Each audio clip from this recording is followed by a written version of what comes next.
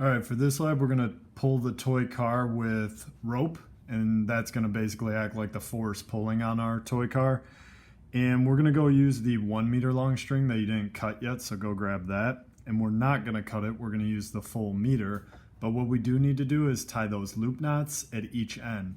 I do need one of the loop knots to be fairly big. So if you do maybe get it too small the first time, of course the other end then you got to make it bigger. So I'll remind you how to make these, and of course I'll try to show you how to make it bigger. But here's the loose end of my rope right here, of course. And what I've got to do is bring it back on itself. So since I'm making a pretty big loop now, I'm going to bring it back about 4 or 5 inches. And I'm actually going to grab it with my right hand. I'm going to grab it near the end down here where the end of the string is. All right, if I pinch it together, it's almost like it's now one string. And essentially all I'm doing then is just creating a single knot with it. So if I wrap it around my finger, pinch it right there, that's still my loose end right here. Okay, once I take it off, then the idea is I got to bring this loop end then around and through the opening right here.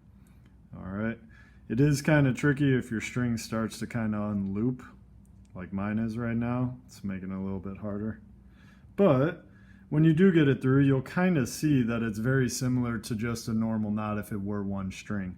Now here's a problem right now. It's working its way up to the end where it's overlapped, where the overlap starts. So that's what you don't want, because that'll make a small loop. So try to then grab it and slide it back towards this loose end side.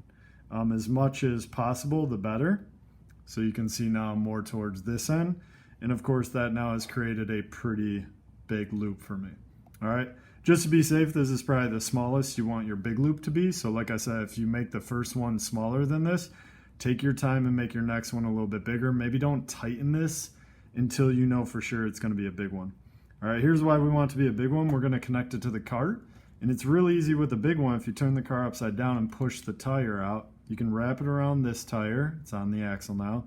And then if you push it the other way, if it's big enough, you can then wrap it around this tire too. And then you'll basically see, if I look into the car, it's kind of inside there, all right, around the axle. So when I pull this, all right, it's kind of like towing a car, real easy, okay?